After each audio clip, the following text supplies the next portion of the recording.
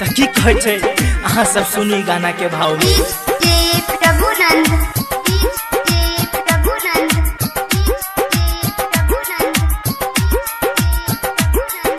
अखन अहाँ सब सुन रहल छी मैथिली डीजे स्टार रमन यादव के आवाज में। सुन सुन गे हमर माई दे जलहदी बोलाई, दे जलहदी बोलाई, दे जलहदी बोलाई। सुन सुन गे हमर माई दे जलहदी बोलाई। केहना के होतई हमर भाई गे, राखी के दिना सुना होतई कहलाई। कहिया गे तोय हमर भाई गे, माई गे राखी के दिना सुना होतई कहलाई। कहिया गे तोय हमर भाई गे।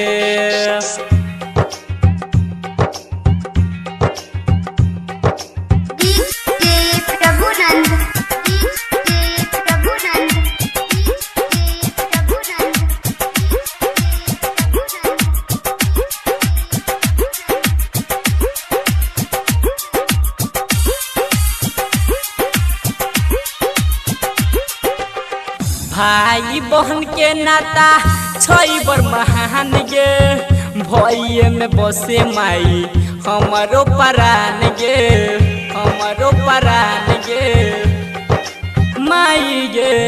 भाई बहन के नाता छई बर महान गे, भइये में बसे माई गे हमरो परान गे। सुन सुन गे मैया मोरी कहै छी कल जोड़ी, एतने तू क दे उपकार गे। राखी के दिना सुना होतई कलाई। कहिया गे तोय हमर भाई गे, माई गे राखी के दिना सुना होतई कलाई। कहिया गे तोय हमर भाई गे, माई गे।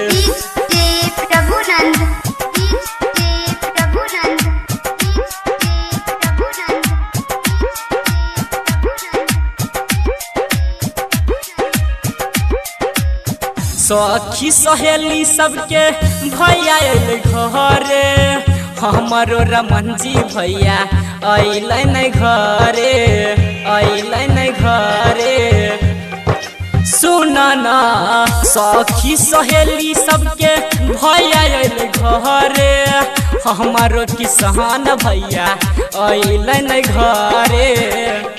चले अलहि चंदू सुमन, चले अलहि नीरज रोशन, चलो अलहि सुनी लगे। राखी के दिना सुना होतई कलाई। कहिया तोई हमर भाई गे, माई गे राखी के दिना सुना होतई कलाई। कहिया तोई हमर भाई गे। सुन सुन गे हमर माई जल्दी से दे बोलाई। केना होतई हमर भाई गे, राखी के दिना सुना होतई कलाई।